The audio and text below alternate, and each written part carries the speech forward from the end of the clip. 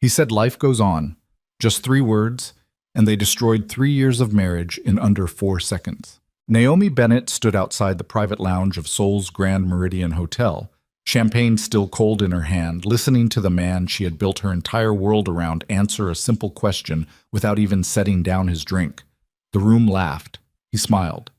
And she stood there in a gown that cost more than her first apartment, realizing she had never once crossed his mind as something irreplaceable. If you've ever loved someone who treated your absence like a minor inconvenience, this story is for you. Stay until the end. Hit like, and drop a comment telling me what city you're watching from. I want to see how far this story travels. The Grand Meridian Hotel sat at the edge of Gangnam like a declaration of power. 42 floors of glass and imported marble, the kind of building that didn't so much welcome guests as remind them of their place in the world. On the 38th floor, the Celestine Ballroom had been transformed for the Lim Foundation's annual charity gala, an event that existed less for charity and more as a theater where Seoul's elite could confirm, through proximity and open bars, that they still mattered to each other. Naomi had attended this gala 3 times before. She knew the choreography by now. The air kisses directed at cheekbones rather than skin, the handshakes that lasted precisely long enough to communicate respect without warmth, the careful way certain men angled their bodies away from their wives when speaking to younger women. She had learned to navigate all of it with a stillness she'd mistaken, for years, for grace. She wore navy silk that evening, simple cut, nothing that demanded attention. Min Jae had glanced at her when she came out of the dressing room and said, "You look fine," the way a man confirms that a piece of furniture has been correctly placed. She had told herself it was enough. She had been telling herself that a lot lately. The ballroom hummed with the ambient noise of 300 people performing versions of themselves. Crystal chandeliers threw fractured light across dinner tables decorated with white orchids and candles that smelled faintly of cedarwood. A string quartet played something classical near the far wall, their music swallowed almost immediately by the dense conversation of people who hadn't come to listen. Min Jae had been absorbed into his circle within 12 minutes of their arrival. Naomi had counted, not out of bitterness, not yet, but because she had developed a habit over 3 years of measuring the small spaces between them. 12 minutes from entry to separation, 45 minutes of him working the room before he'd check on her, 2 hours before he'd lean in close enough to smell her perfume and say, quietly, that they should think about leaving. It had become a kind of rhythm, not affectionate exactly, but predictable. And she had learned to find something like comfort in the predictable. She had spent the first hour speaking with Hyun-soo Park, the wife of one of Min Jae's financial attorneys, a woman of 50 with sharp cheekbones and the particular kind of elegance that comes not from money, but from having survived things money couldn't fix. They talked about Hyun-soo's daughter, who was studying architecture in Barcelona. They talked about a restaurant in Insadong that had recently changed chefs and lost something essential in the transition. They talked about small, human things, and Naomi had been grateful for it in a way she hadn't expected. It was past 10 when she excused herself. She moved through the ballroom with the easy navigation of someone accustomed to crowds, nodding to familiar faces, accepting a fresh glass of champagne from a passing server without breaking stride.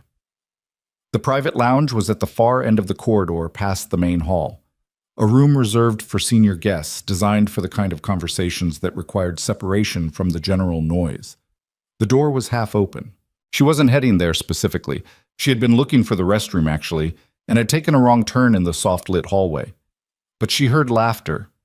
Min Jae's particular brand of laughter, controlled and unhurried, the laugh of a man who finds things amusing rather than funny. And she slowed. The voice belonged to Choi Dae-won, one of Min Jae's oldest associates, a man with a large face and larger opinions who drank scotch like it owed him something. She recognized the voice easily. It carried. Seriously, though, Dae-won was saying, the particular cadence of a man who has had enough to drink to say what he actually thinks. You and Naomi. 3 years.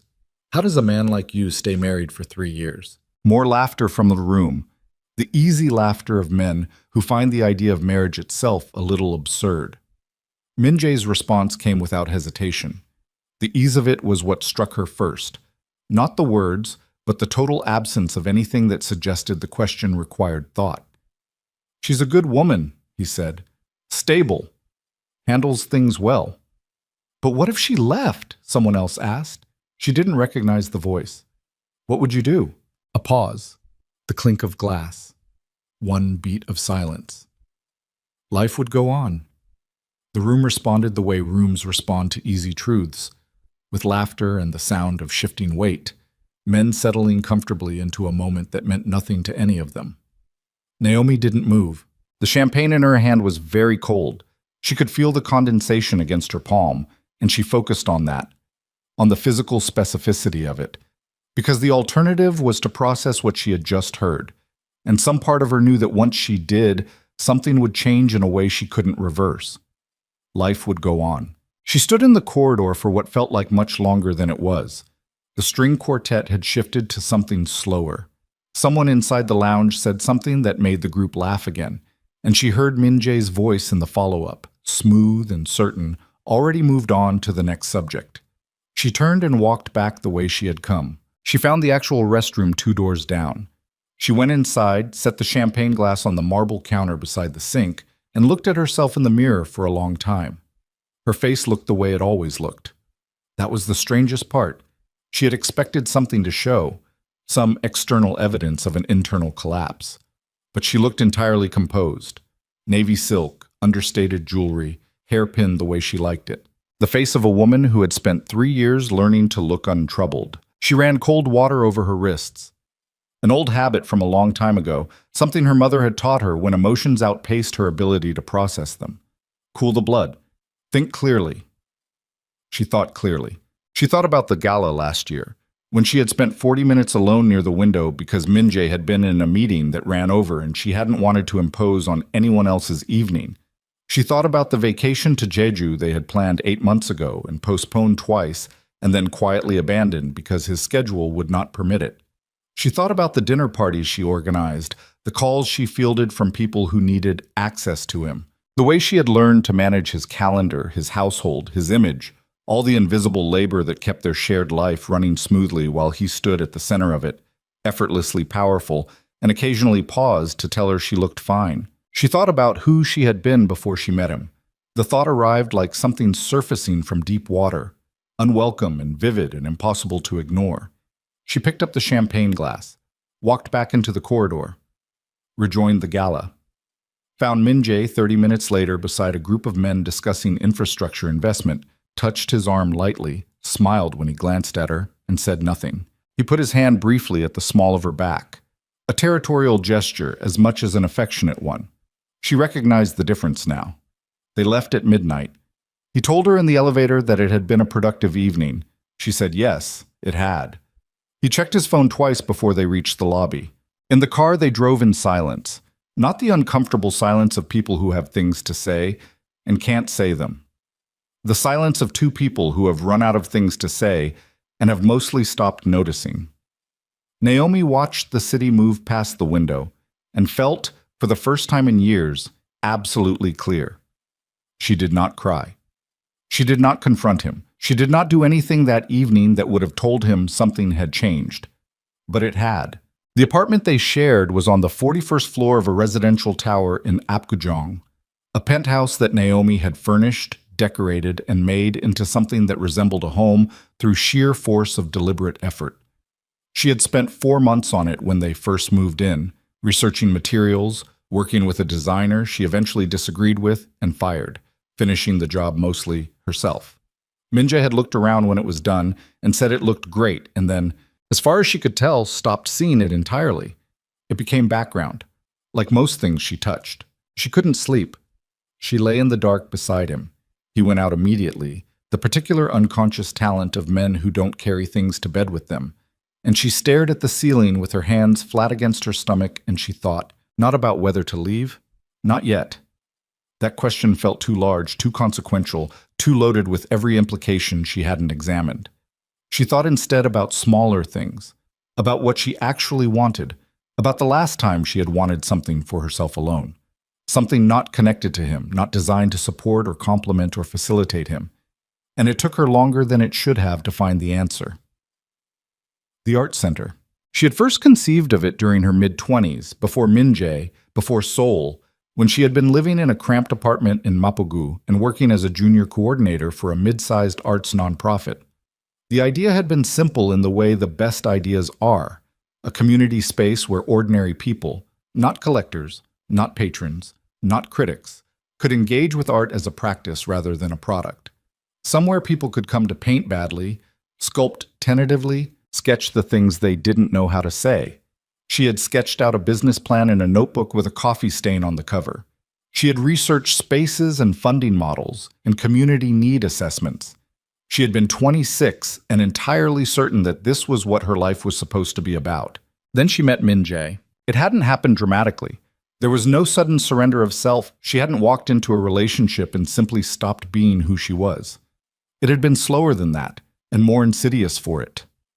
Each small compromise had felt reasonable in isolation, postponing the art center plans because they were newly together and the relationship required attention, then postponing them because they had moved to a bigger apartment and the logistics of her life had changed, then setting them aside because his world had grown complex and she was needed in it, then not thinking about them for so long that the notebook ended up at the back of a closet shelf and she stopped remembering to miss it.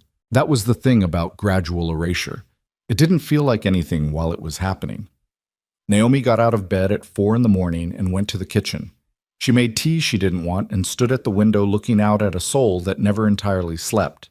Down below, the streets were mostly empty. A few taxis moving through yellow light, a delivery worker on a bicycle navigating the wide avenue alone. The city looked enormous and indifferent and oddly comforting for it. She found the notebook 2 days later. She hadn't gone looking for it intentionally. She had been reorganizing the spare bedroom closet, one of those restless domestic tasks she undertook when her mind needed to be occupied. And she had pulled out a box of things from before and there it was. Coffee stain still on the cover. Her handwriting inside, young and hurried and full of a confidence she barely recognized as hers. She sat on the closet floor and read the whole thing. By the time she finished, something had shifted in her chest. Not dramatically, not like a revelation in a film, just a quiet tectonic settling, like a building adjusting to a new load. She put the notebook in her bag. That same week, she started exploring neighborhoods. She told Min Jae she was meeting a friend for lunch, which was not entirely untrue. She did meet Park Hyun-soo, who had become something closer to an actual friend over the months since the gala where they'd first connected properly. And over coffee, she told Hyun-soo, carefully, that she was thinking about pursuing a project she had shelved years ago. Hyun-soo had looked at her steadily and said, "Good," and hadn't asked for details, which was exactly what Naomi needed. She found the space on a Tuesday afternoon in October during a walk through Songdong-gu that had started as aimless and became something else. It was on the second floor above a used bookstore on a quiet street, the kind of street that existed in the gaps between the loud parts of the city, narrow and a little worn, with old plane trees lining the sidewalk and a stationery shop on the corner that looked like it had been there since before she was born. The landlord was a man in his late 60s who seemed vaguely surprised that anyone wanted to see it. He walked her through a space that smelled of old wood and something faintly mineral, plaster, she thought, or the particular smell of rooms that have held many different lives. It was roughly 200 square meters, high ceilings, 2 large windows that looked out over the street, an adjoining smaller room that could serve as an office or storage, paint peeling in one corner, a water stain on the far wall shaped like nothing in particular. She stood in the center of it and felt something she hadn't felt in years. She told the landlord she'd be in touch within a week. She was back in 2 days. What followed was a period of her life she kept mostly private, not deceptively, but because she had learned early in her marriage that things she spoke about too soon got absorbed into Min Jae's sphere and reinterpreted through its logic. He would not have been opposed to the project exactly. He would have offered to help, which would have meant offering to manage, which would have meant offering his resources and his people and his particular way of solving problems. And before long, it would have become one more thing in his orbit rather than something that was entirely, specifically, undeniably hers. She needed it to be hers. She registered the business using money from a personal account she had maintained separately throughout their marriage, a habit she'd developed without fully examining why, and which now seemed prescient in a way that made her sad. She hired a painter and a contractor through recommendations from Hyun-soo's network.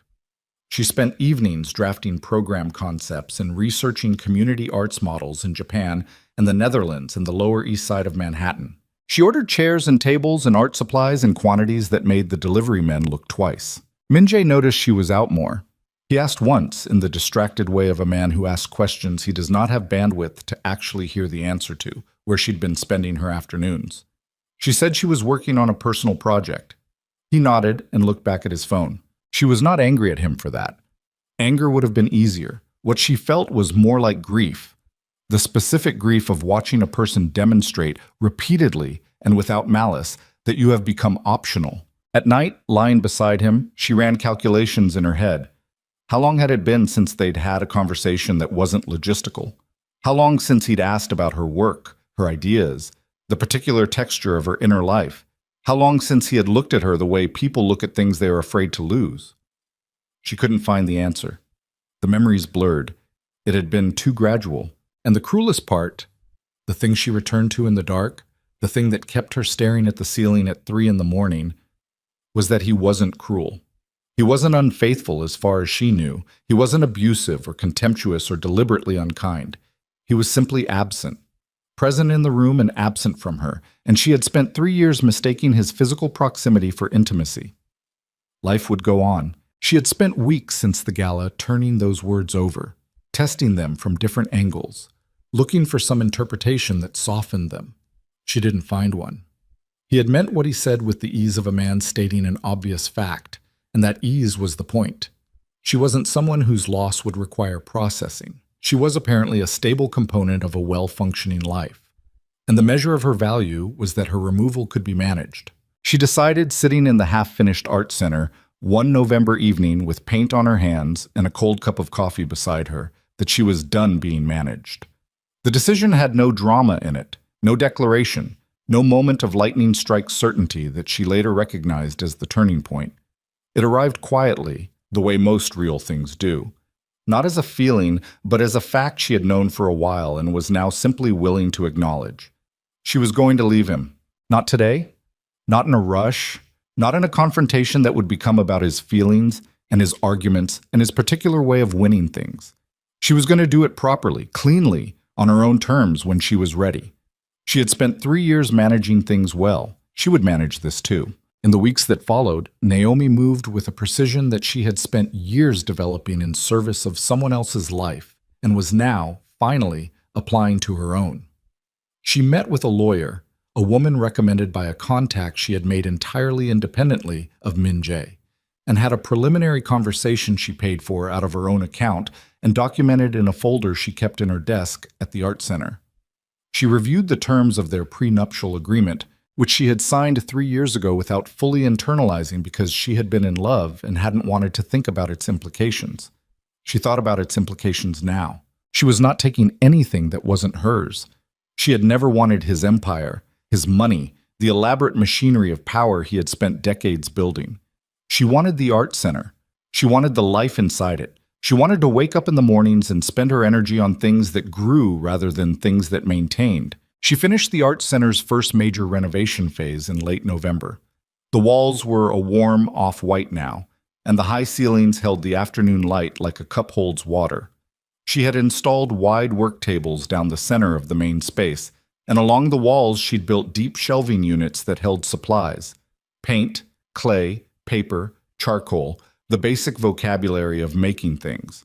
The smaller back room became her office, with a desk positioned so she could look through the interior window at the main space. She had hung a single piece of artwork on the far wall, something she'd made herself years ago, a painting she'd kept rolled in a cardboard tube through 3 different apartments because she couldn't quite let it go. When she unrolled it and hung it, she stood back and felt something unlock in her chest. She was not entirely ready. There were logistics still to work through, conversations she had been rehearsing and revising for weeks, but she was close. She could feel the clean air of a different life sitting just ahead of her, waiting with the patience of something that has no reason to rush. She just needed 1 more week. What she did not know, what she had no way of knowing, was that in those same weeks something had changed in Min-jae's world. Something that had nothing to do with her and everything to do with the empire she was preparing to walk away from. She found out on a Thursday evening in early December. She came home from the art center later than usual. A problem with a supply delivery had kept her past 7. And when she stepped off the elevator onto their floor, she heard voices through the apartment door. Not agitated voices. The controlled, low voices of serious men discussing serious things. She let herself in.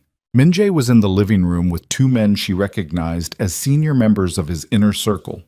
Documents spread across the coffee table. All 3 of them looked up when she entered, and the atmosphere was the particular atmosphere of a room that has been interrupted in something it intended to keep private. "I didn't know you had a meeting," she said. "It came up," Min-jae said. His voice was even. "Can you give us a few more minutes?" She went to the kitchen, made herself tea, listened to the murmur of voices through the wall, catching fragments she didn't try to assemble into meaning. 13 minutes later, the men left. She heard the elevator doors close. Min-jae came into the kitchen. He looked tired in a way she hadn't seen in a while. Not the ordinary fatigue of a long day, but something deeper, like a man carrying a weight he hadn't anticipated. He poured himself a drink before he spoke. "There's a situation," he said. "With the Seo faction." She waited. "They've been moving into territory in Incheon. We've been letting it slide, but—" He paused, set his glass down, looked at her with an expression she couldn't read. "I need you at the back dinner tomorrow, the one at the Park Hyatt." She kept her face still. "I already have plans tomorrow evening." "Cancel them." The word landed the way it always had. Not as a request, not even exactly as a command, but as a statement of how reality was going to be organized. She had heard it dozens of times over 3 years. She had always canceled. "No," she said. The kitchen was very quiet. Min-jae looked at her for a long moment. Not angry. She would have known anger, more like a man encountering unexpected weather. "Naomi, I have plans," she said. "I'm not canceling them." He picked up his glass again, took a slow drink. The silence stretched between them like something physical. "This is important," he said, finally. "I know," she said. "So are mine." She went to the bedroom and closed the door without slamming it. She sat on the edge of the bed and listened to her own breathing. Her hands were not shaking. She noted that with something approaching pride. Through the wall, she heard him pour another drink. She did not sleep well that night. But for the first time in months, it wasn't because of grief or calculation or the quiet accumulation of things she couldn't say.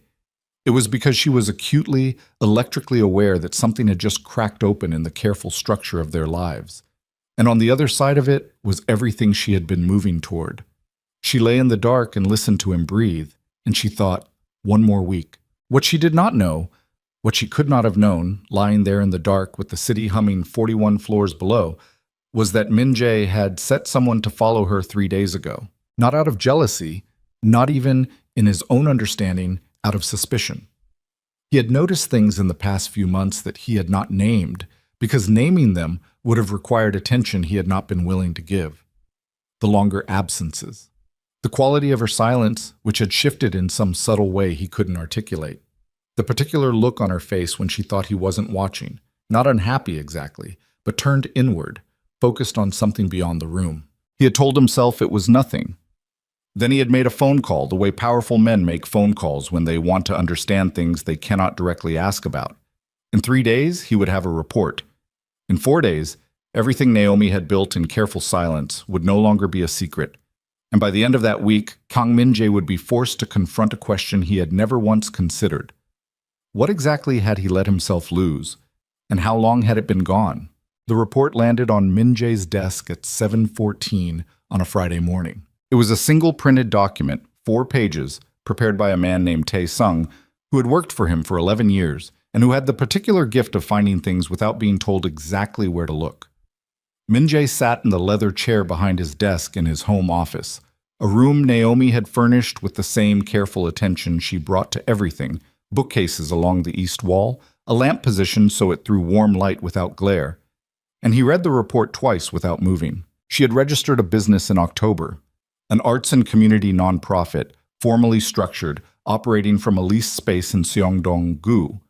She had used her personal account for the initial lease deposit and first round of renovation costs. She had met twice with a family attorney named Jung Mi Rai, whose firm handled, among other things, asset separation and divorce proceedings. He set the report face down on the desk. Outside the window, Seoul was waking up, the kind of gray December morning that felt like the city couldn't quite commit to the day. He could hear Naomi in the kitchen, the small sounds of someone moving through a familiar space, the particular rhythm of her mornings that he had stopped noticing so long ago. He couldn't remember when it had become background. He sat with the report face down under his palm for a long time. He was not a man who panicked. He had built his life on the precise opposite of panic, on the ability to absorb information, regardless of its content, and move through it toward the next necessary action. It was the quality people feared most in him, he knew. Not his resources, not his connections, not the specific and well-documented willingness to respond to threats with overwhelming force. It was the stillness, the way nothing seemed to land.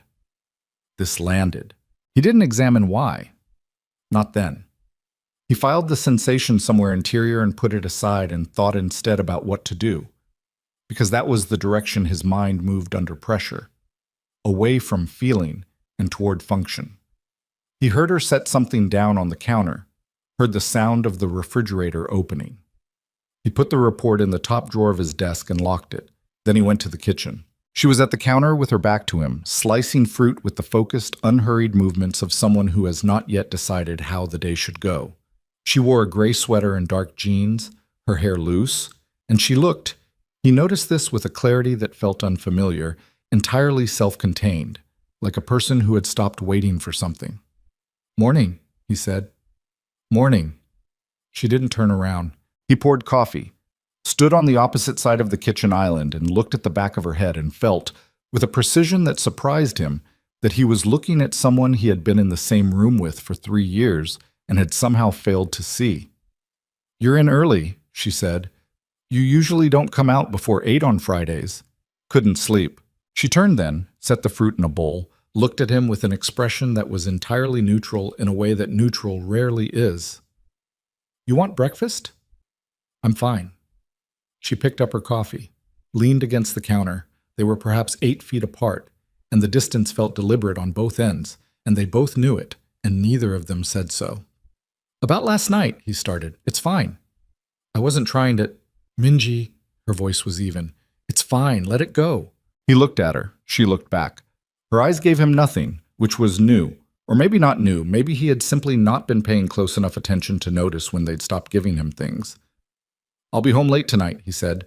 "The bake situation is still unresolved." "Okay. You can reach me if you need anything." "I know." He finished his coffee standing at the kitchen island while she moved around the space with a quiet efficiency that excluded him entirely. Not aggressively, not demonstratively.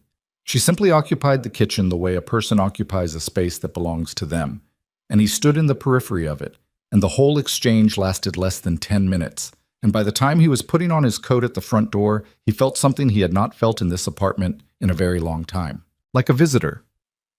He sat in the back of his car on the way to his office and thought about the report in his desk drawer. Jung-Mi Rai, family attorney, asset separation and divorce proceedings. The car moved through morning traffic. His driver didn't speak. Outside, the city was gray and functional and indifferent. He thought about what he knew about Naomi, which, it was becoming apparent, was considerably less than he had assumed. He knew the surface of her, the competence of her, the way she handled his world with a steadiness he had relied on so completely that he had stopped understanding it as a thing she chose to do and had started understanding it as simply a feature of his environment. He knew her coffee order and her particular dislike of overhead lighting and the way she got very still when she was angry rather than louder. He knew that she had grown up in a mid-sized city in Ohio, that her parents were both teachers, that she had come to Seoul for graduate school and stayed. He knew these biographical facts the way you know facts you've been told, categorically, without texture. He did not know about the notebook. He did not know about the art center in Seongdong-gu. He did not know about the meetings with Hyun-Soo Park, or the supply orders, or the hours she had spent alone in a half-renovated space above a bookstore building, something that had nothing to do with him. He had not known because he had not asked. He spent the morning in meetings that required his full attention and received approximately 70% of it. His second-in-command, a lean, watchful man named Park Jun-seo, noticed the deficit and said nothing, which was one of the reasons he had kept Junseo close for 9 years. After the third meeting, as the other men filtered out of the conference room, Junseo stayed behind. "Anything I need to know about?" he asked. "No." Junseo looked at him with the particular expression of a man who doesn't believe what he's just been told, but recognizes the boundary. "The CO situation this afternoon. I'll be there. There's also the question of whether we make a move on the Incheon distribution point before the end of the month, or whether we push it to next week." Min-jae was already at the window. "I need to think through the angles." Junseo was quiet for a moment. "You want to tell me what's actually going on?" Min-jae turned from the window. He looked at Junseo, a man he had trusted with things he couldn't trust to most people, a man who knew the operational structure of his empire down to details that could be used against him if the wrong person ever got hold of them. He thought about the report in the locked desk drawer at home. "Not yet," he said. Junseo nodded once and left.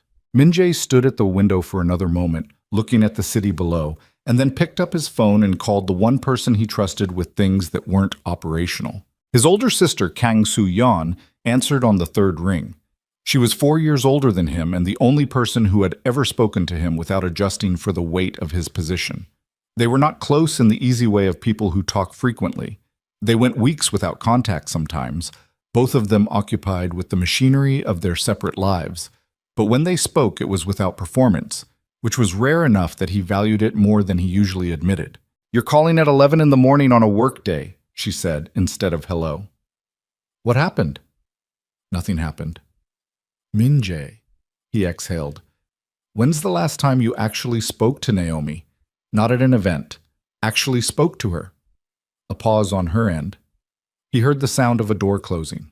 She was moving somewhere more private. "Maybe 4 months ago," she said. "We had coffee after that exhibition at the Liam." "Why?" "What did you talk about?" "Her work. Things she was thinking about. She was—" Another pause, shorter. "She seemed like someone in the middle of something, planning something. I assumed it was a new project." He was quiet. "Min-jae, what is going on?" She met with a divorce attorney. The silence on Soo-yeon's end was a specific kind. Not shocked, he noticed. Not the sound of someone confronting an unexpected thing. More like someone who had been waiting for a report they weren't sure would ever come. "How long have you known?" he said. "I haven't known anything," she said carefully. "I've had a feeling, for a while." "Why didn't you say anything?" "Because it wasn't my place, and because—" She stopped, started again. "Because I knew you weren't ready to hear it." He pressed 2 fingers against his temple. "That's not— When did you last ask her how she was? Not logistics, not the calendar. Actually ask her." He didn't answer. "Min-jae." "I heard you." "No," Soo-yeon said, and her voice had that particular quality it got when she was past patience. "I don't think you did. I think you're hearing a threat to your household management and treating it as a problem to be solved. And I'm telling you that if that's how you're approaching this, you're already too late." He ended the call 2 minutes later. Not out of anger. He didn't have the energy for anger. He sat at his office desk and looked at the city through the floor-to-ceiling glass and turned the conversation over. A feeling. For a while. He thought about the gala. The question Daiwan had asked, slurred and grinning.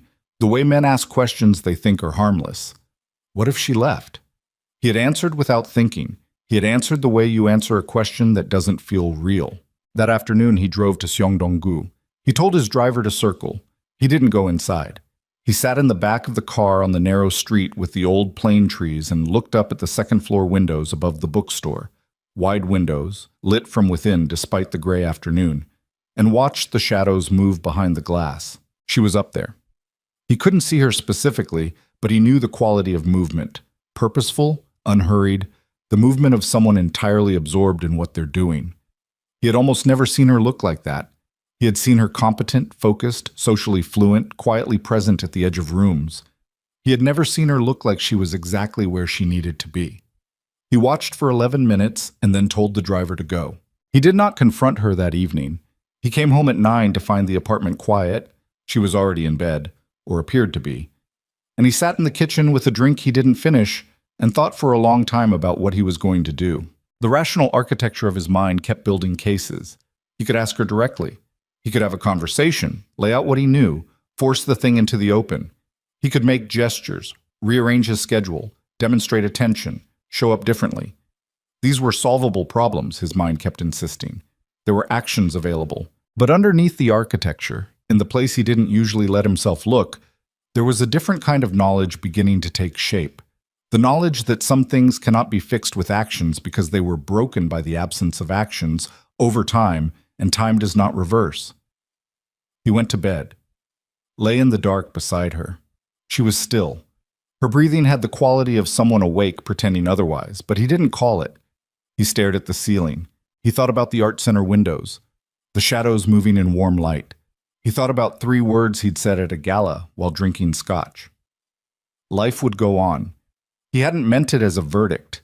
It had simply been what came out, the automatic response of a man who had spent so long building structures that could survive anything that he had stopped examining what those structures had actually cost.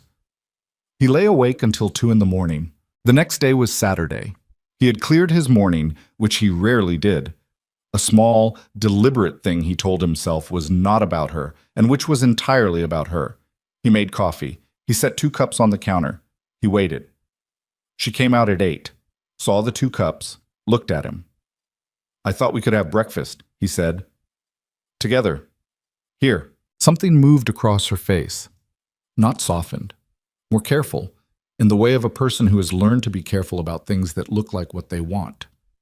"I have the center until noon," she said. The word landed between them. Center. She had said it without thinking. Or maybe she had said it deliberately, he couldn't tell, and he wasn't practiced enough at reading her to know the difference. "You could go after," he said. She looked at him for a long moment. Then she poured herself coffee from the cup he'd set out, and she sat down at the kitchen island, and she said, "Okay." They ate breakfast. He asked her about her week, and she answered briefly, and he asked follow-up questions, which seemed to catch her off guard. She looked at him twice with that careful expression, as if checking the air for something she couldn't name. He did not mention the report. He did not mention the attorney. He did not tell her he had sat outside her building in a car for 11 minutes, watching her shadows move across lit windows. But she knew something had shifted in him. He could see her feeling for the edges of it, cautiously, the way you feel for a surface in the dark. When breakfast was over, she stood and put her plate in the sink. He was still at the counter. She had her bag already over her shoulder. "Minjae," she said. He looked up. She stood in the morning light of their kitchen, their apartment, the space she had made into a home while he occupied it. And she looked at him with an expression he had not seen before. Not angry, not soft. Something clear and final, like a decision that has already been made. "There's something I need to tell you," she said. "When I get home tonight." He held her gaze. "Okay." She nodded once, then she left. The apartment door closed behind her with a sound like the end of something. He sat at the kitchen island for a long time after. The second coffee cup sat untouched in front of her empty stool. The apartment was very quiet. He could hear the buildings settling around him, the distant sound of the city below. He thought about what she was going to say tonight. He thought about whether there was anything left he could do before she said it. And somewhere in the back of his mind, under the calculations and the contingencies, something that felt unfamiliar and unwelcome was beginning to surface. The recognition that he had been watching his own life like a man watching traffic from a high window. And by the time you notice how fast things are moving from up there, everything is already past. His phone rang. He looked at the screen. "Junseo." He picked up. "We have a problem," Junseo said. No preamble. "The Seo faction didn't just move into Incheon. They've been coordinating with someone inside our operation. I have a name." Minjae went still. "Who?" he said. Junseo told him. The name was someone he had trusted for 6 years. Someone who had been in his home, someone who had sat at his table. He stood up from the kitchen island. His voice, when it came, was very quiet. "Get everyone in, now." Already moving, but Minjae, a pause. "This is going to get bad before it gets resolved. I need you fully present on this." He looked at Naomi's empty stool, the untouched coffee, the clean plate she had left beside the sink. "I'll be there in 30 minutes," he said. He ended the call.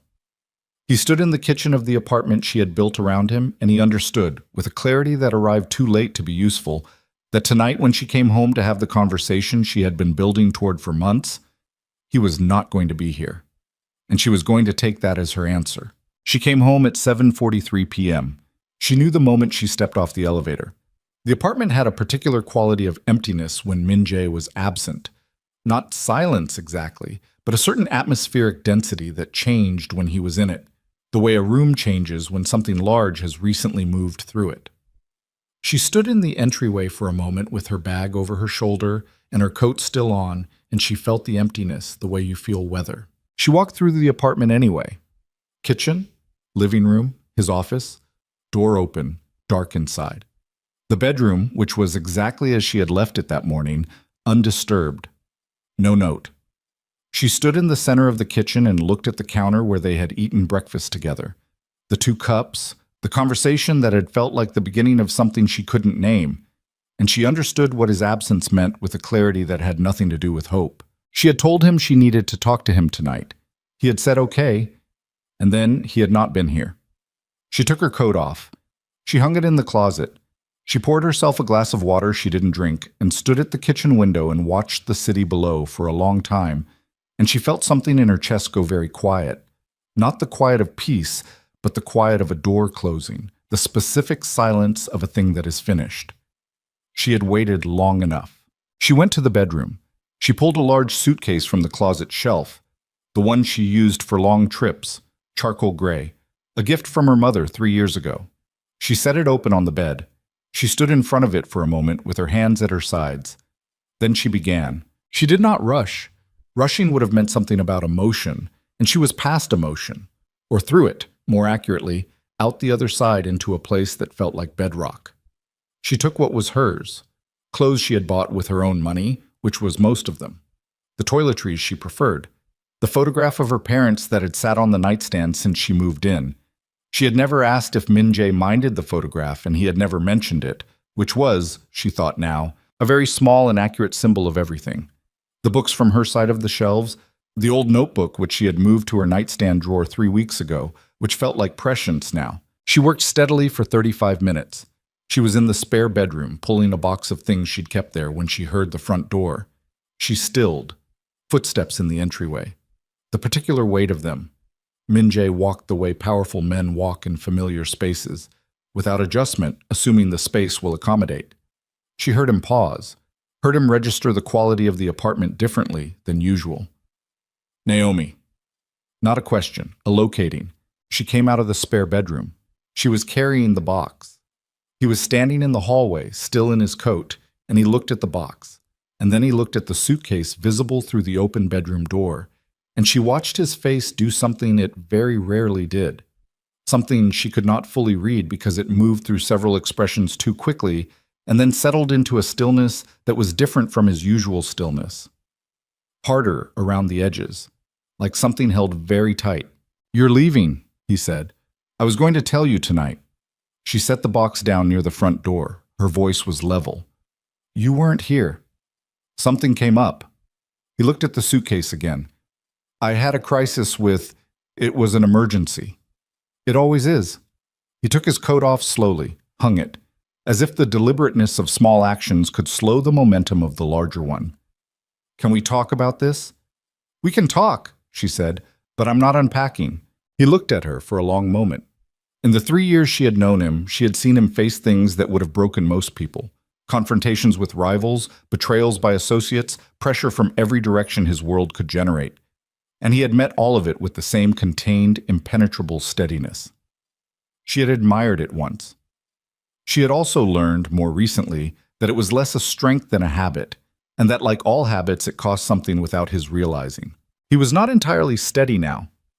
"How long?" he said. "Have I been planning this? Have you been unhappy?" The question landed differently than she expected, not what she had prepared for, not a challenge or a negotiation or an attempt to locate the logical error in her decision, just the question, bare and direct. "A long time," she said. He sat down on the edge of the couch, elbows on his knees, hands loosely clasped. He looked suddenly less like the man who ran one of Seoul's most powerful criminal organizations, and more like someone who had just received news that he had been processing incorrectly for years and was only now beginning to calculate the actual damage. "I didn't know," he said. "I know you didn't." "That's not... I should have." "Yes," she said. "You should have." The honesty of it sat between them. Not cruel, just accurate. She went back to the spare room and picked up the last of her boxes. When she returned, he was still sitting in the same position, and she moved past him toward the door, and he said quietly, "I found out about the art center." She stopped. "I had someone look into your..." He stopped himself, started differently. "After the gala, after I said what I said, I noticed things were different, and I didn't ask you. I had someone look." She turned slowly. The expression on her face was not the one he had anticipated. She could tell. Not hurt or outraged, but something colder, something that had just been confirmed rather than freshly broken. "You had me followed," she said. "Monitored. That is the same thing." "I know." He met her eyes. "I know it is." "How long?" 3 days before I had the report, but I haven't..." He exhaled. "I haven't done anything with it. I haven't interfered with anything you've built. I just needed to understand what was..." "You needed to manage it," she said. "You didn't understand that there was nothing to manage, that it was mine, that I was allowed to build something that was only mine. I understand that now." "Do you?" Not a question. He stood up. "Naomi..." "Min-jae." Her voice was still level, but there was something beneath the level now, something pressurized. "I have been in this apartment for 3 years. I have managed your household and attended your events and made myself available to your world in every way it required. I gave up things I loved, things that were part of who I was before I met you. And I did it gradually enough that I barely noticed until I couldn't find them anymore." She stopped, drew one deliberate breath, "And when I finally started taking them back quietly, on my own, you had me surveilled." "I'm not defending it." "Good. I'm trying to tell you that I see it, what I did, what I've been doing for 3 years without knowing I was doing it." He took 2 steps toward her and then stopped, seemed to understand that closing distance without permission was not available to him right now. "I'm asking you not to go tonight. That's not a good enough reason to stay." "I know it's not. I don't have a good reason. I have..." He stopped again. The stillness around him was different now, not controlled, more like a man standing at an edge, unused to the sensation of not knowing what came next. "I have 11 years of building something I thought was the point, and I looked at the report and I realized you had been building something real, something that had nothing to do with power or territory or any of the things I've spent my entire life treating as the only things that matter. And then I looked up and I'd lost track of you entirely, and I don't know when it happened, and that..." He stopped, his jaw tightened. "That is the first thing in a long time that has actually scared me." She looked at him for a long moment, and she felt something, not softening, not the collapse back into the familiar, but a recognition that the man in front of her was, for perhaps the first time since she'd known him, actually present, not performing, not managing, just standing there, undefended, saying something true. It didn't change the suitcase, but she felt it. "I need to go," she said. "Not because I've decided everything, but because I need to not be here, in this apartment, while I figure out what I've decided." He nodded slowly. "The art center address," he said. "In the report. Your lease. The renovation work." He paused. "It's good. What you built." "I drove by." She stared at him. "I didn't go in," he said. I wanted to see it." She picked up the box. She picked up her bag. She stood at the door with the suitcase handle in her grip, and she said, "Don't have anyone follow me again." "I won't. That's not a request." "I know," he said. "I won't." She left. The elevator down was very long. The lobby was empty except for the overnight doorman, who nodded at her without comment. In the world Min-jae operated in, people who worked the lobbies of buildings like this had learned that discretion was indistinguishable from professionalism. She walked out into the December cold and stood on the sidewalk for a moment, the suitcase beside her, the box in her arms, her breath coming out in small white clouds in the frigid air. She had arranged 2 weeks ago to rent a small furnished apartment in Mapugu through a contact of Hyun Soo's, a studio on the 4th floor of a quiet building, nothing like what she had come from, which was entirely the point. She had paid the first 2 months herself. The key was in her bag.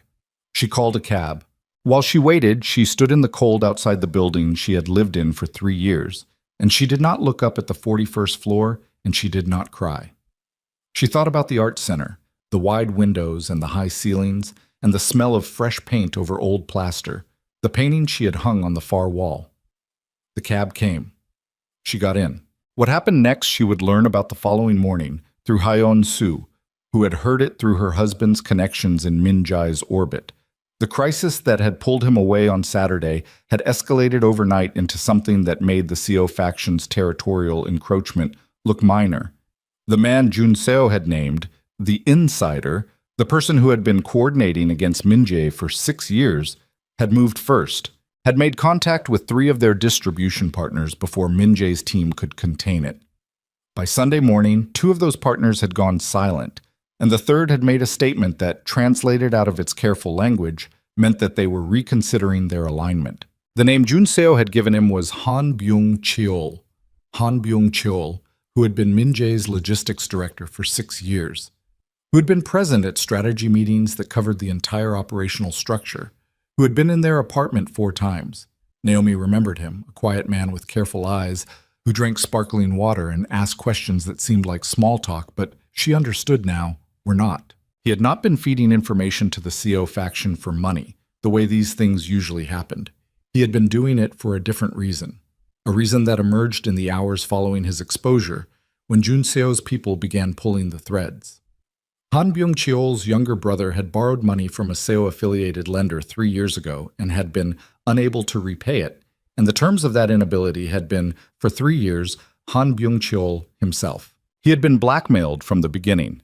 Every meeting he had attended, every strategy he had heard, every piece of operational intelligence he had been given access to, all of it had been passing through him to people who had been using it, carefully, to position themselves. Min Jae had spent 3 years handing his enemies the blueprint of his own operation. The full scope of the damage came out across Sunday and Monday. It was worse than Jun Seo had initially estimated. 3 distribution routes compromised.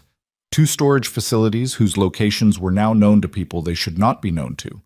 A financial instrument that had been used to move money through a banking structure that would now need to be entirely dismantled and rebuilt from different foundations. Min Jae worked for 40 hours almost without pause. Jun Seo ran logistics. 3 of their longest-standing associates were pulled in and given specific containment assignments. Phone calls were made to people who needed to understand quickly and clearly where alignments currently stood. It was, by any measure, the most serious internal threat he had faced in a decade. And in the middle of it, somewhere around 2 in the morning on Sunday, sitting in a conference room with cold coffee and documents covering every surface, he picked up his phone and looked at his messages and saw that there was nothing from Naomi. No call, no text, nothing since she had walked out of their apartment with a suitcase and told him not to have her followed. He set the phone face down. Jun Seo looked at him from across the table. "We need to decide about the Incheon facilities, tonight." "I know," Min Jae said. He picked up the phone again, set it down again. "Walk me through the options." By Monday evening, the immediate damage had been contained, though contained was not the same as resolved. The longer reconstruction would take months and would require a level of structural change to his operation that would essentially mean starting certain parts of it from scratch. Han Byung-cheol had been found. That conversation had been brief and had taken place in a room that Naomi would never see and that Min Jae would not describe to anyone. It was Tuesday morning before Min Jae slept. He woke at noon in his office. On the narrow couch he kept there for exactly this kind of emergency, with the particular disorientation of a man who has lost track of time through immersion in something consuming. He lay still for a moment. The office was quiet. Through the window, Seoul was bright and cold under a clear winter sky. He sat up, looked at his phone. There was a message from Soo Yeon sent Sunday afternoon. I heard something happened with your operation. Call me when you can. And Min-jae, whatever is happening with Naomi, don't let the work become the reason you lose her. That's what happened last time. You know what I mean. He stared at the message for a long time. He called Hyun-soo Park. She answered without surprise, as if she had been expecting this call. Is she all right? He said. She's okay. A pause. She's at the center. Is she... He stopped. Tried again. Has she said anything about... She hasn't said much about anything, Hyun-soo said, and her tone was not unkind, but it was not warm either. The tone of a woman who has watched a friend go through something long and quiet and has feelings about the people responsible. She's working. She's focused. That's what she does. He was quiet. Min-jae, Hyun-soo said, she built something real while you were busy looking the other way. Whatever you're thinking about doing, make sure it's for her, not for yourself, not to fix the problem. For her. He ended the call. He sat in his office in the middle of the afternoon and he thought about everything with a clarity he had been avoiding for a long time, because the crisis had stripped away the structures he usually hid behind and left him in a room with nothing but the actual shape of his life. What he saw was not what he had assumed. He had believed, in the self-contained way of men who build empires, that his life was what he had constructed, the operation, the alliances, the carefully maintained architecture of power and influence. He had believed that Naomi existed within that life, a good and capable woman who handled things well, and that this was a kind of mutual arrangement that served them both. He had not understood, had not once tried to understand, that she had a life of her own that had been running quietly beneath the surface of his for 3 years, that she had a self that had existed before him and had been slowly compressed by proximity to his world and his assumptions and his casual, unexamined certainty that her absence would be manageable. He had said those words at a gala while drinking scotch. He had meant them as a kind of rhetorical swagger, the performance of a man who does not need things. He had not known she was standing in the hallway. He had not known she had been running calculations, in the dark, for longer than he could trace. He had not known because he had not looked. Han Byung-cheol had been in his organization for 6 years, quietly dismantling it from the inside, and Min-jae had not seen it because he had trusted the surface of things over the substance. He had mistaken presence for loyalty, familiarity for transparency. He was beginning to understand that he had made the exact same mistake at home. He stood, went to the window. The city below moved in its ordinary Tuesday afternoon rhythms, traffic and pedestrians and the indifferent machinery of a place that did not adjust itself for personal reckoning. He thought about what Hyun-soo had said. Make sure it's for her, not to fix the problem. He thought about what Soo-yeon had said weeks ago when he'd first called her. I've had a feeling. For a while. He thought about standing outside a bookstore on a narrow street in Seongdong-gu, watching shadows move across lit windows and feeling something he hadn't been able to name. He could name it now. He had been watching a person be entirely herself, at a distance from behind glass. And he had felt the specific loss of a man who recognizes, too late, that he was always close enough to touch the thing he was losing and had simply never reached. The question now was whether too late was actually the verdict, or whether it was just the place you had to start from when you'd run out of easier options. He pulled on his coat. He did not call ahead. He did not send anyone to check the situation. He went alone, the way you go when you have nothing left to position or protect. He took the stairs to the second floor above the bookstore, because the idea of arriving by any method that felt strategic seemed wrong, and he stood outside a door with a small paper sign that read, in Naomi's handwriting, Seongdong Community Arts Center, open Wednesday through Sunday. And he stood there for a moment with his hand not quite on the door, and he thought about the version of himself that had sat in a car outside this building 2 weeks ago and watched and driven away. He had come back. That had to count for something. He pushed the door open. The space was exactly as Tae-sung's report had described it, but the report had not captured the quality of it. The way the afternoon light came through the wide windows and lay across the work tables. The smell of paint and wood and something warm he couldn't identify. The feeling of a place that had been made with intention by someone who knew what they were doing. Along the walls, the shelves were full. At one of the work tables, 2 women in their 50s were working on something in clay, talking quietly. A young man near the window had a sketchbook open and was drawing with the focused, slightly frowning concentration of someone trying to catch something before it moved. And at the back, through a glass window into a small office, Naomi sat at her desk. She was looking down at something. Papers, it seemed, or perhaps the notebook. And she had not heard him come in over the ambient sound of the space. Her hair was back. She wore a paint-stained gray shirt he had never seen before. She looked like someone he had never seen before, which was not quite right. She looked like herself, which was the thing he had missed. One of the women at the clay table looked up and smiled at him with the open friendliness of someone unaware of context. "Can I help you?" He was about to answer when Naomi looked up from her desk. Through the glass, their eyes met. She went very still. He stood in the center of the space she had built from nothing, surrounded by evidence of everything she had done in the careful silence of a life he had failed to see. And he held her gaze, and he did not move toward the office, and he did not speak. He just stood there and waited to see if she would open the door. The door opened. Not wide, not with welcome. Naomi pushed it from the inside just enough to stand in the frame, and she looked at him across the space of her art center. The work tables and the shelving units and the afternoon light she had arranged by choosing this building, this floor, these windows. And her expression was the expression of a woman who has been through enough that surprise no longer registers the way it used to. "You should have called," she said. "I know. The people here don't need—" She stopped, glanced at the two women at the clay table, who were making a professional effort not to look over. The young man at the window had not looked up at all. "They don't need whatever energy you bring into a room." He looked around the space, took it in properly, without the glass of a car window between him and it. He could see it now. The specific decisions, the intentional choices, the way the room felt used in the best sense of the word, lived in and purposeful. The painting on the far wall. He didn't know art, but he recognized the specific quality of something made by someone who had put themselves into it. "This is yours," he said. "Yes. I mean, completely yours. I understand that now. That's not why you're here." It wasn't a question. Her arms were crossed, not defensively but practically, the way of a person who has learned to contain themselves in their own space. "What happened?" Junseo told Hyunsu's husband something happened with your operation. "It's being handled." "I'm not asking because I want back in," she said, and her voice had an edge to it now. "I'm asking because you're standing in my space 3 days after I left, and I want to understand the sequence." He exhaled.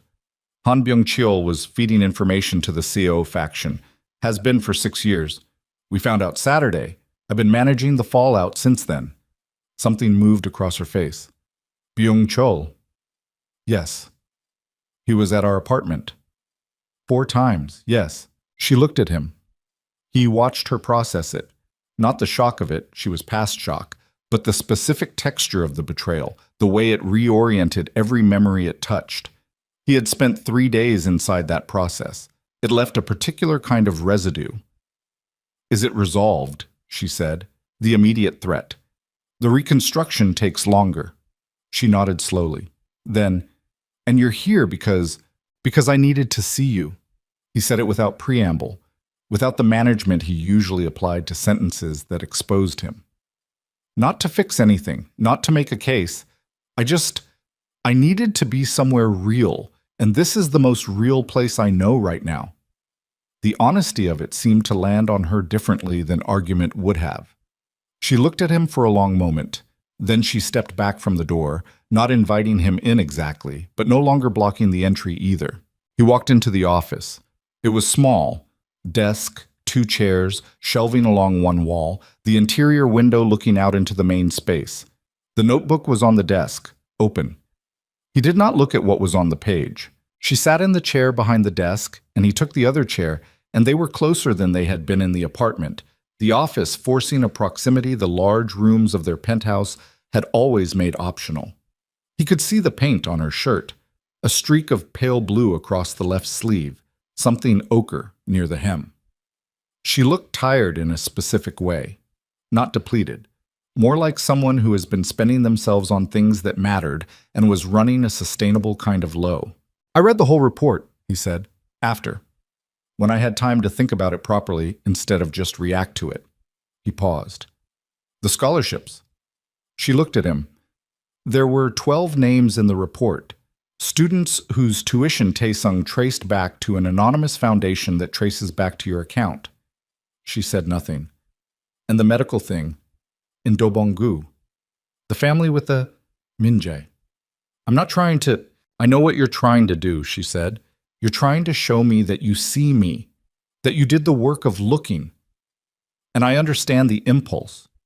But what you found in that report, she stopped, her jaw tightened briefly. Those things weren't for you to find. They weren't performances. They were just things I did because they mattered to me. I know that. Do you understand the difference? She leaned forward slightly. The difference between a person doing something because it matters and a person doing something so that someone will eventually notice? Yes, he said. I think I'm only now understanding it. She sat back. Something in her posture shifted, not relaxed, but less braced. What do you want, Minjae? I want to know if there's any version of this where I haven't already run out of time. The question sat between them in the small office. Outside the glass window, the women at the clay table laughed softly at something between themselves. The young man near the main window turned a page in his sketchbook. I don't know, she said, and the honesty of that, the fact that it wasn't a no, cost her something. He could see it in the way she looked away briefly, out through the interior window at the space she'd built. I don't know because I've been preparing to leave for months, and leaving is what I did, and I'm not prepared to reverse that because you showed up. I'm not asking you to reverse anything. Then what are you asking? I'm asking if you'll tell me what you actually need. Not so I can provide it as a transaction, just so I know. Because I spent 3 years assuming I knew, and I was wrong. She looked at him for a long time. He held her gaze. He was aware of his own heartbeat in a way he rarely was. The particular awareness of a man in a situation where there is nothing left to leverage, nothing to deploy, no advantage available. Just the room and the two of them, and the history they'd made that was mostly a record of what he'd failed to see. She opened her mouth to answer. Her phone rang. She looked at the screen, her brow tightened. She held up one finger toward him. Wait, and answered. Hyun-soo. He watched her face change. It happened in stages.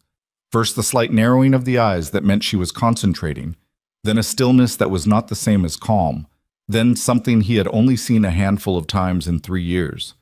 A blanching along her jaw, the specific look of someone receiving information that reorganizes the immediate landscape.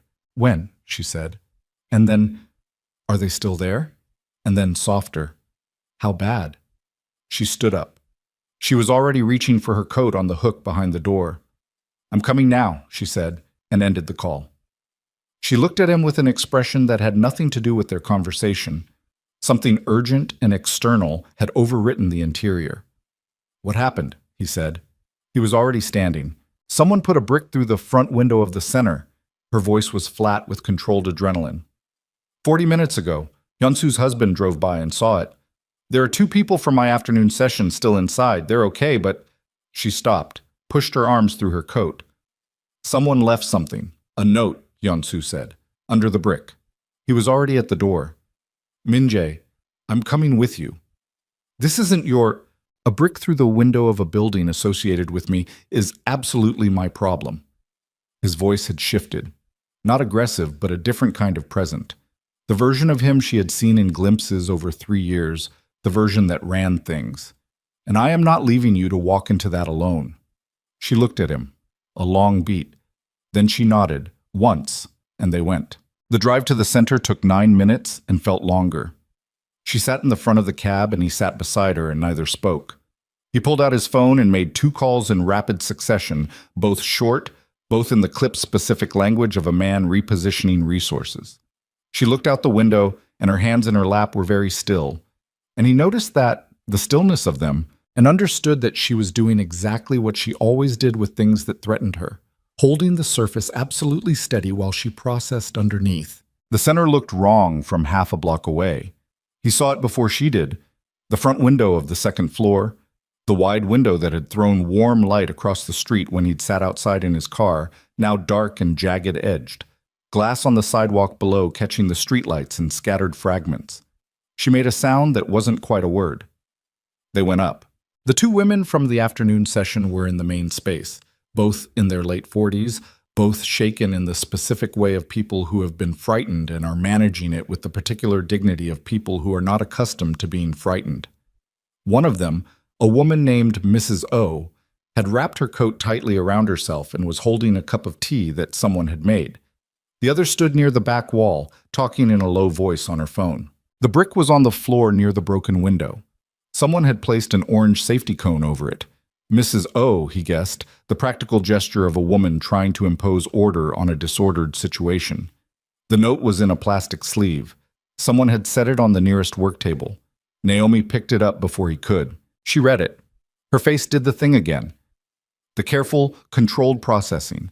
The surface holding while everything underneath moved. She set it down and turned away from him, toward the broken window, and looked out at the street below. He picked it up. The note was short. Printed, not handwritten, 7 lines.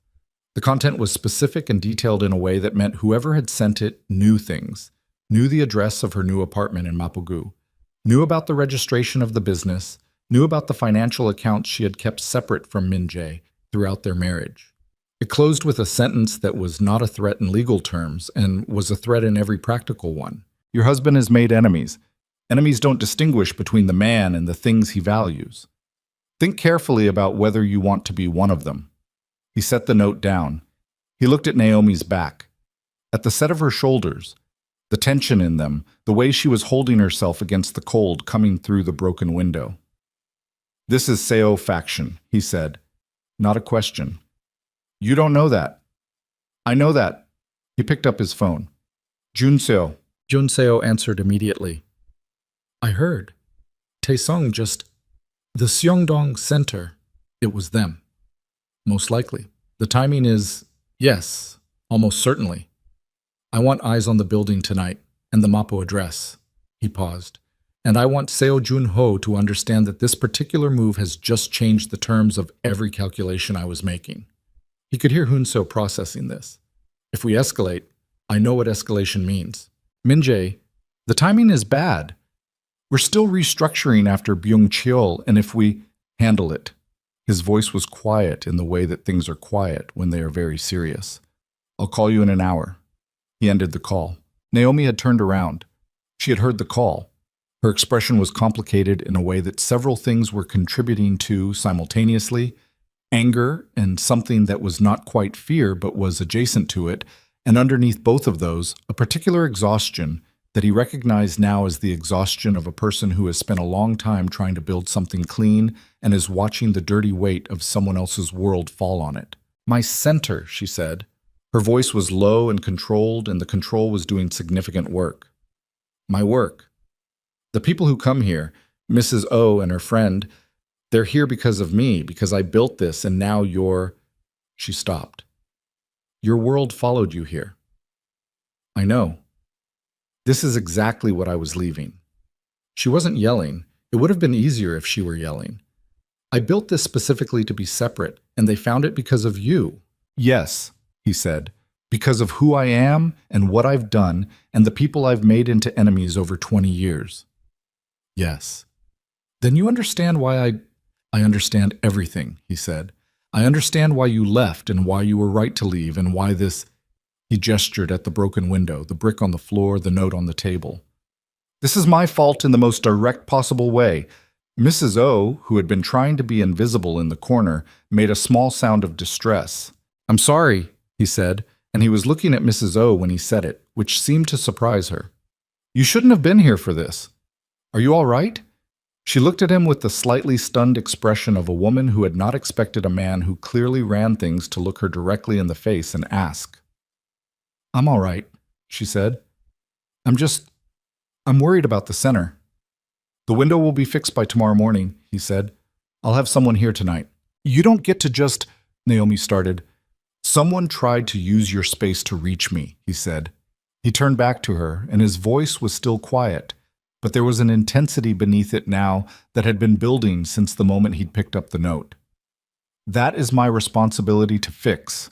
The window and the glass and the security. That is the minimum.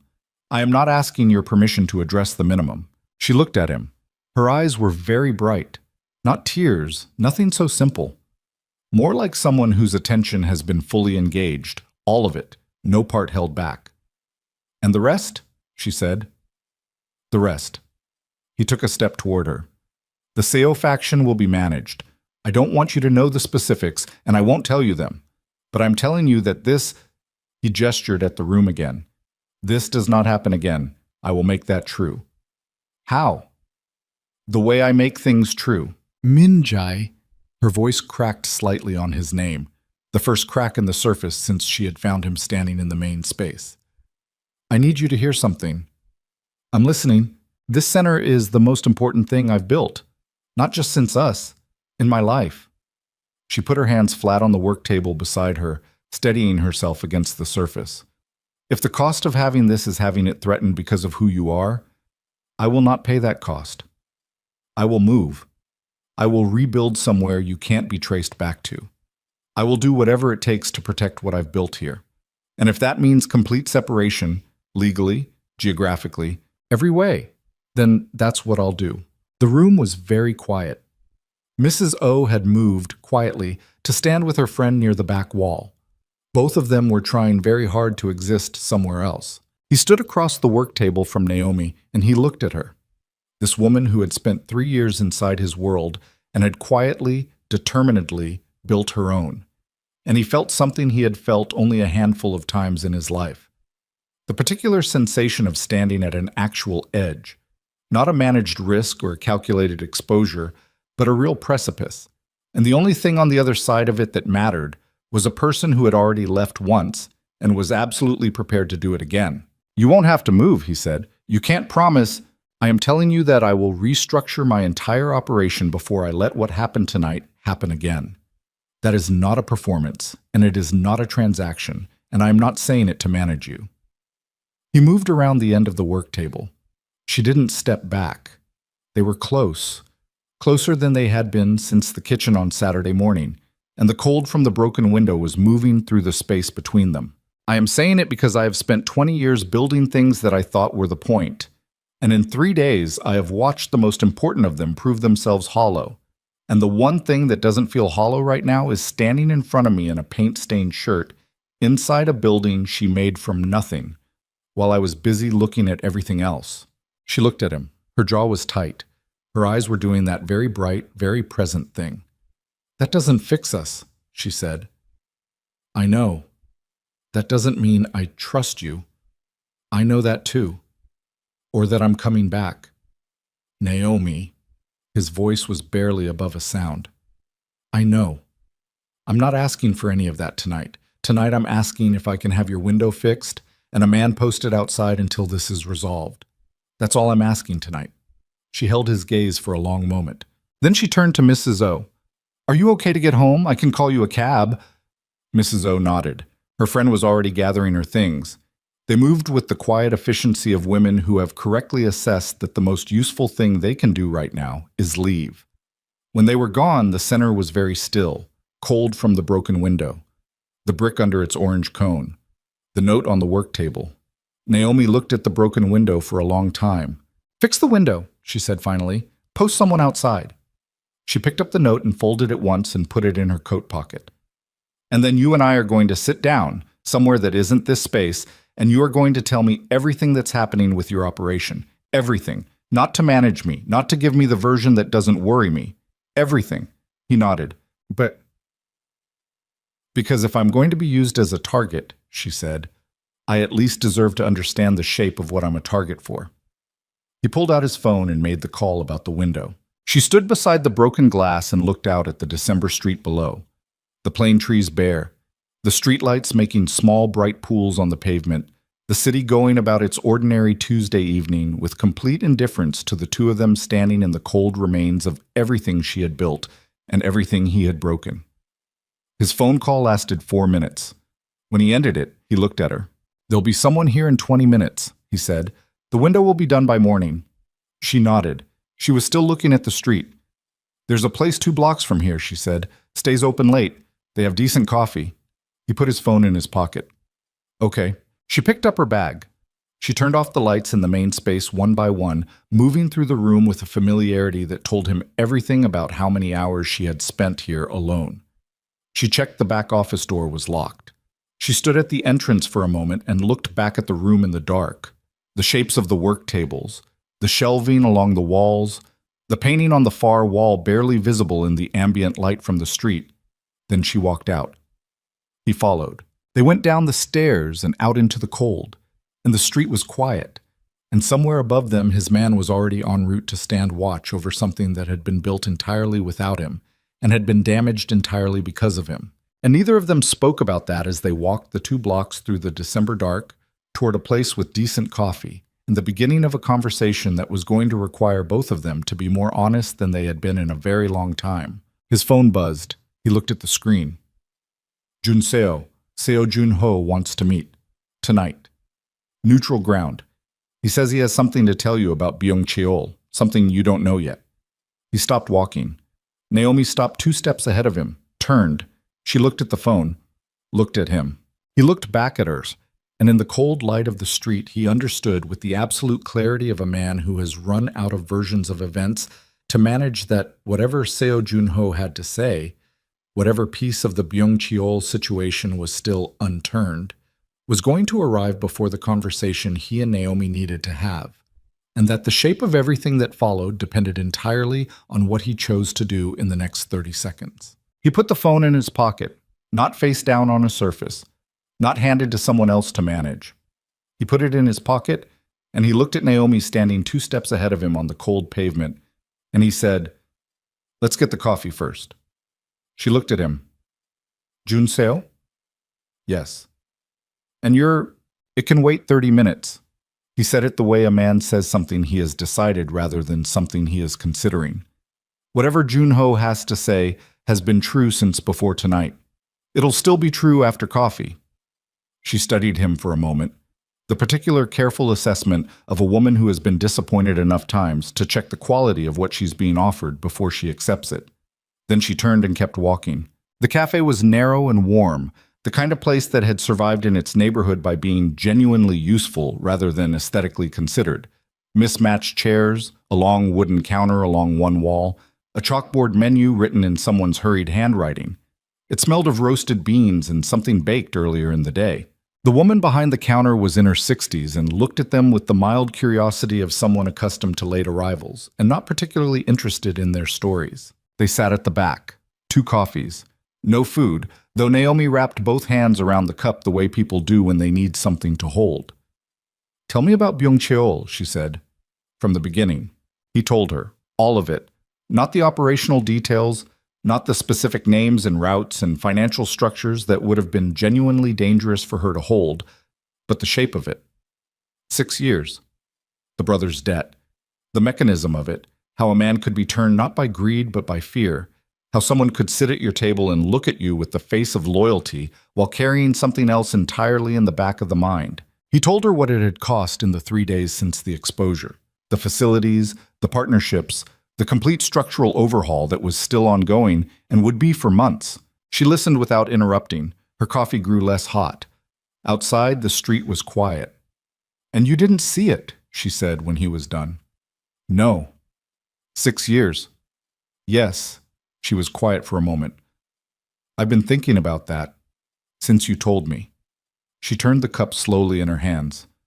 "About how a person can be present in your life, reliably, consistently present, and you can know their face and their habits and their history and still not see what they're actually carrying." He looked at her. "I'm not making a comparison," she said. "I'm not saying I'm like Byung-cheol, but the mechanism..." She paused. "The mechanism of not seeing someone, of letting familiarity become a substitute for attention. That's not unique to enemies, Min-jae." "I know," he said. "I've been sitting with that for 3 days." "It goes both ways," she said, and something in her voice shifted, not softer exactly, but more interior, less defended. "I stopped telling you things, stopped asking for things. I built the wall incrementally and then stood behind it and blamed you for not climbing it." He was quiet. "I'm not absolving you," she said quickly. "What you said at the gala, the surveillance, those are real things. I'm not folding those into nothing. I know you're not. But I've been honest with myself this week in the apartment in Mapo, and the honest version includes the fact that I made myself invisible and then resented you for not seeing me. She set the coffee down. That's not an excuse for your part. It's just the whole picture. He looked at her across the small table. In the cafe light, she looked tired and clear-eyed and more present than she had been in a long time. More present with him specifically than he could recently remember. The paint stain on her sleeve had dried to a pale streak. Her hair was slightly disordered from the cold outside. "What do you want?" he said. "Not from tonight, from your life." She looked at him carefully. "The center. My work. To wake up in the morning and spend my energy on things that matter to the people who walk through that door." "Those people," he said. "The ones in the report. The scholarships. The family in Dobongu. Those things are private." "I know, I'm not—" He stopped. "I'm not trying to inventory them. I'm trying to understand who you are. Actually understand. Not the surface version." She was quiet for a moment, then, "The family in Dobongu came to one of my early programs. The father had lost his job. The mother had a medical situation their insurance wouldn't cover. They had a daughter she was maybe 10, and she came to the Saturday drawing class, and she was so good, Min-jae. Not practiced, not trained, just the way she saw things. I helped with the medical bills because I could, and because it felt like the most obvious thing in the world to do." She paused. "I didn't tell you because I knew how it would land. You'd want to formalize it, make it a foundation with my name on it, turn it into infrastructure. And it wasn't infrastructure. It was just being present for the thing in front of me." He thought about that, about the difference between building structures and being present for the thing in front of you, about which of those things he had spent his whole life doing and which one he had essentially never done. "The girl," he said. "Does she still come?" "Every Saturday," she said. And for the first time that evening, something in her face opened slightly. Not a smile, not yet, but the expression of a person accessing something that makes the rest of it worth the wait. "She's working in charcoal now. She has this way of smudging the shadows that makes everything look like it's about to move." He looked at her.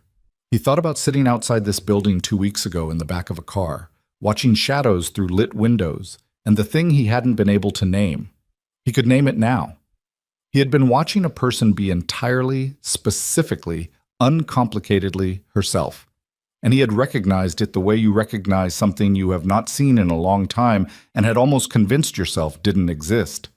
His phone buzzed again in his pocket. She saw it. "Go," she said. "Naomi, the Junseo thing." She wrapped her hands around the cup again. "Go deal with it. I'll be here." He looked at her. "I'll be here." 3 words that meant more in context than they would have meant anywhere else. He stepped outside. The cold hit him immediately. He pulled out his phone and called Junseo. "Tell me," he said. Junseo's voice was careful in the way it got careful when what he had to say was going to change things. "Junho says the Byungcheol situation was not their initiation. Someone came to them with the offer, someone who had already been running Byungcheol for a year before the CO faction got involved." He went still on the pavement. "Who?" he said. "He gave us a name. We've been verifying for the last 2 hours." A pause. "It's Lim Sang-wook." The name landed like something physical. Lim Sang-wook was not a man most people knew. He existed in the specific layer of Seoul's financial world that intersected with Min-jae's operation at certain points without being formally part of it. A fixer, a facilitator, someone who knew which doors connected which rooms in the city's power structure and made his living from that knowledge. Min-jae had used him twice, years ago, for introductions he needed and couldn't get through his own channels. He had thought of him as peripheral. Useful and peripheral. "Why?" Min-jae said. "The Beck connection," Junso said. "The infrastructure project in Incheon. If your operation was weakened significantly enough, if the CO faction succeeded in taking your Incheon presence, the contract that flows from the municipal approval goes to a consortium that Lim has a 22% stake in. It's been his play for 3 years." 3 years. The same window as everything else. "He used Byung-cheol's brother as the entry point," Junso continued. "Arranged the debt specifically, set up the blackmail architecture, and then sold it to the Seo faction as an ongoing asset." Min-jae stood on the street outside the cafe. Through the window he could see Naomi, She had turned slightly in her chair and was looking at her phone, her face in the warm cafe light, entirely unaware of the conversation happening 8 feet away. He thought about the 3 years of Byung-cheol. He thought about who had been in his home, at his table, inside the radius of his private life, and who had arranged for that access to be weaponized. He thought about the brick through Naomi's window, the note in its plastic sleeve. Your husband has made enemies. Enemies don't distinguish between the man and the things he values. Lim Sang-wook had known about Naomi's center. The note had referenced specific details, the Mapo apartment, the financial accounts. That was not Seo faction intelligence. The Seo faction had not known Naomi well enough for that level of detail. Lim had. Lim had been close enough for long enough to know. The window tonight, he said. The note. Yes, Junso said. We think so. Find him, Min-jae said. His voice had gone to a particular register. Not loud, not heated, the precise opposite of heated. The register that people who worked for him had learned over years to treat as the most serious thing he could sound like. Find him tonight, and then call me. He ended the call. He stood outside for a moment. The street was dark and cold and quiet. He looked up at the second floor above the bookstore. His man was up there now, visible as a shape through the repaired-in-progress window opening, a temporary board where the glass had been. He went back inside. Naomi looked up when he sat down. She read his face. How bad? It goes deeper than Byung-cheol, he said. There was someone behind the Seo faction, someone who set up the original blackmail and then sold it as an asset, someone who knew my operation well enough to engineer the access point. Who? Lim Sang-wook. She was quiet for a moment. The infrastructure man. He looked at her. You know him? I've met him twice. At events. She paused. He was at the Lim Foundation Gala last year. She paused again. Something shifted in her expression. He asked about me, where I was from, what I was working on. Her voice had gone careful. I thought he was just making conversation. Min-jae understood, in that moment, the full architecture of it. The 3 years of carefully assembled intelligence. The long patience of a plan designed not for speed, but for structural damage. The way Lim had positioned himself not just inside Min-jae's operation, but inside the periphery of his private life, reading the pressure points, waiting for the right configuration of weakness. The gala. The question Daiwan had asked. What if she left? Min-jae had answered without thinking, in a room of trusted men, and he had never considered, that trusted rooms had edges and the wrong ears found edges. Someone had told Lim about the exchange, someone who had been at that gala. He sat with that for a moment, let it settle into its full weight.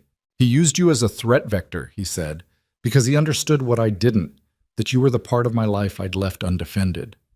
She looked at him. And was he wrong? The question was not an accusation. It was something more difficult. A genuine inquiry, the kind that required a genuine answer. No, he said. He wasn't wrong. I had left you undefended. I had left you, period. That's what made you available as leverage. She absorbed that. He could see her working through it. The specific anger of a woman who has found out her private, carefully built life was visible and accessible to people she had never chosen to be visible to because of a proximity she had not fully controlled. My accounts, she said, the ones he referenced in the note. He had access to financial movement data through his banking connections.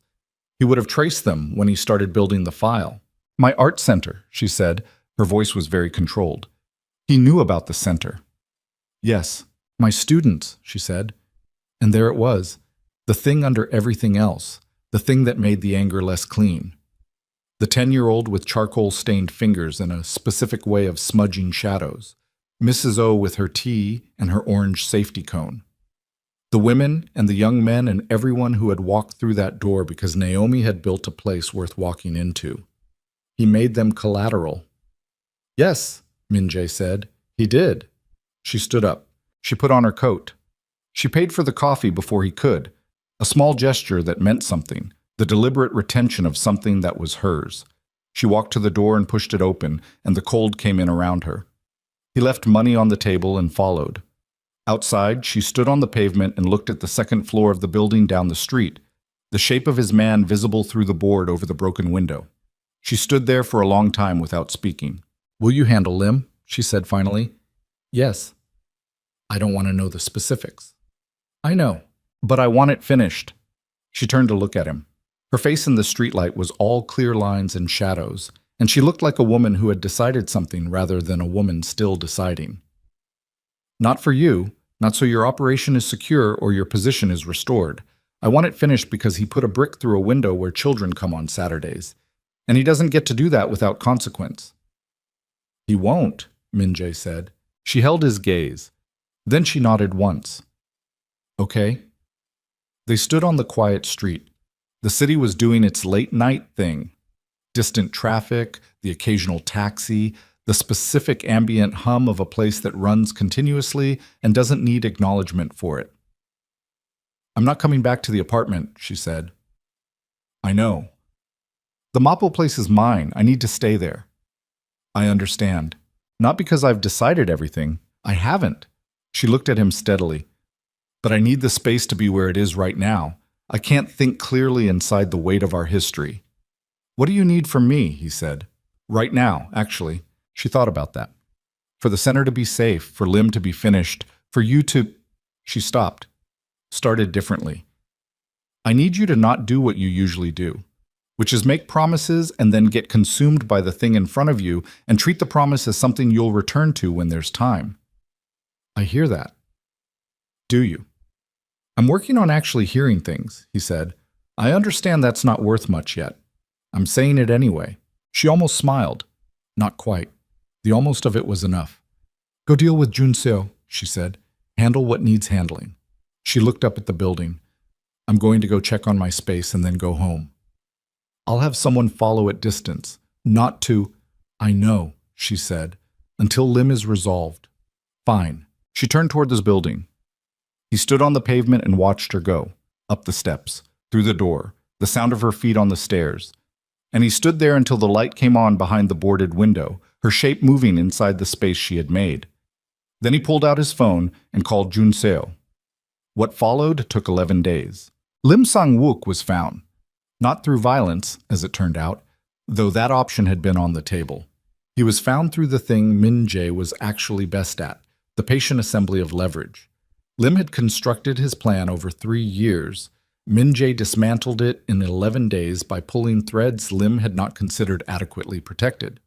The municipal contract, the banking relationships, the three-way arrangement with the CO faction that Lim had assumed was private and was not. Junseo handled the CO faction directly, a conversation that ended with an agreement that was not friendship, but was functional. The kind of resolution that holds because neither party can afford the alternative. Territory was clarified. The Incheon situation was stabilized. 2 of the 3 compromised distribution routes were rebuilt using new structures Byung-cheol had never seen. Lim Sang-wook made a phone call to Min-jae on the 9th day. The call lasted 6 minutes. At the end of it, Lim withdrew from the Incheon consortium. His stake in the project was transferred to a holding entity that traced back to a foundation Min-jae had quietly established, a move that was surgical and final, and left Lim with the clear understanding that the alternative had been considerably less comfortable. The center's window was replaced the morning after it was broken. Full glass, properly installed, sealed against the December cold. Min-jae had arranged it without telling Naomi the details, and she had arrived to find it done and had sent him a text that said simply, "Thank you." He had looked at that text for a long time. On the 12th day, he went to see Soo-yeon. They sat in her kitchen, a real kitchen, a family kitchen, with evidence of actual living on every surface. And she made tea he drank this time, and she looked at him with the particular expression of a sister who has been waiting for her brother to arrive at a place she'd been pointing toward for a while. "How is she?" Soo-yeon said. "Building," he said. "The center has 3 new weekly programs starting in January. She's been expanding the Saturday sessions." He paused. "She seems lighter than she did for a long time. And you?" He looked at his tea. "I've been thinking about what I've built and what it's actually for." He paused again. "And about the difference between structures that protect things and structures that replace them." Soo-yeon was quiet for a moment. Are you talking about your operation or your marriage? Both, he said. They have the same design flaw. She looked at him steadily. What are you going to do? I'm going to be slower, he said. I'm going to ask more questions and make fewer assumptions. I'm going to show up to things that don't require my presence strategically. He stopped. I went to one of her programs last week, sat in the back. She was teaching a group of teenagers how to use reference in drawing. He stopped again. The word that came was not one he used often, and he let himself use it anyway. She was extraordinary. Soo-yeon's expression did something careful. She didn't ask me to be there, he said. I just went. I told her I was coming. She said okay. I sat in the back for 2 hours and watched her work, and I drove home and I thought about all the rooms I had stood in over 20 years thinking I was the most important thing in them. He set the tea down. I wasn't, a lot of the time. I just had the loudest presence. Min-jae, Soo-yeon said softly. I'm not looking for absolution, he said. I'm telling you because you're the only person I can tell. She reached across the table and put her hand over his briefly. The gesture of a woman who has watched her younger brother carry weight in his own way for a very long time and is choosing, just now, to simply acknowledge it. Does she know, Soo-yeon said, how you feel? I told her some of it, outside the cafe. He paused. I'm trying to tell her with actions more than words. She's had enough of my words without backup. Good, Soo-yeon said. That's the right instinct. The Art Center held its first annual winter exhibition on a Saturday in late January. Naomi had been planning it for weeks, not grandly, not with the infrastructure of the events she used to coordinate in Min-jae's world, but carefully, the way she did everything now. Local artists from the community programs, work made in the Saturday sessions, a piece by the 10-year-old, whose name was Yoon-ji, that was so good it stopped people in front of it, a large charcoal drawing of a street in winter, the shadows smudged in her particular way, everything looking like it was about to move. Min-jae arrived alone. No car. He had taken a taxi and walked the last 2 blocks because it had seemed, for reasons he didn't fully analyze, like the right way to arrive. No Junseo, no phone calls on the way in. He wore a dark coat and nothing that announced itself. The center was warm and full, perhaps 40 people, ranging from the program participants and their families to several people from the neighborhood who had heard about it and come out of the particular generosity of curiosity. Mrs. O was there with her friend, both of them more relaxed than the last time he'd seen them. The young man who had been sketching near the window on the day he'd first come was now standing beside a framed piece of his own work, explaining it to someone with the slightly stunned expression of a person not entirely used to being seen. He moved through the room slowly. He looked at the work. He did this genuinely, not as performance. He had been learning, in the weeks since everything had broken open, that the discipline of actual attention was harder than it looked and more rewarding than he'd expected. He stood in front of Yoonji's street drawing for a long time. He thought about what Naomi had said. She has this way of smudging the shadows that makes everything look like it's about to move. She was right. He could see it. He found Naomi near the back of the room. She was speaking with a couple, parents of one of the students, he thought, from the way they were looking at a piece of work on the wall. And she was animated in the specific way she got when she was talking about something that mattered, her hands moving slightly, her attention entirely on the people in front of her. She wore something simple and dark, and her hair was down, and she looked like herself in the way she had looked like herself through the windows 2 months ago. Entirely, specifically, uncomplicatedly, herself. She saw him when the couple moved away. She looked at him across the room. He didn't move toward her. He waited to see again what she would do. She came to him. They stood beside each other in the warm room full of art and people and the evidence of something carefully, deliberately built. You came, she said. I told you I would. You did. She looked at him. The careful assessment was still there. It would be there for a while, he understood, and he had earned that. And it was fair. But underneath it there was something else now, not softness exactly, more like the specific quality of a person who has been through enough to stop pretending that things are simple and is choosing, from that clear-eyed place, to be here anyway. Junso told Hyun-soo that the limb situation is resolved. Yes. And the center is secure, completely. He paused. It will stay that way. She nodded slowly. She looked at the room, her work, the 40 people who had come because of something she had made. Yoonji's piece is the one in the center of the far wall, she said. The street drawing. I saw it, he said. I stood in front of it for a while. She looked at him. What did you think? I thought it looked like someone who sees things the way they actually are instead of the way they're supposed to look. He paused. I'm working on that. Something moved across her face, not the almost smile from outside the cafe. The actual one, brief, a little complicated. The smile of a woman who recognizes honesty when she hears it and is not yet sure what to do with it, but is not going to pretend it isn't there. She asked about you, Naomi said. Yoonji, after the Saturday you came and sat in the back. She asked if the man in the back was coming again. He looked at her. What did you tell her? I said I didn't know. She met his eyes. I said it depended on how he did. And? And you can come back on Saturday, she said. If you want. He looked at her. The room moved around them. Someone across the space laughed at something. Real laughter, the unguarded kind. Mrs. O was admiring a painting on the near wall and saying something to her friend that made her friend nod vigorously. I want, he said. She nodded once. Then she reached out.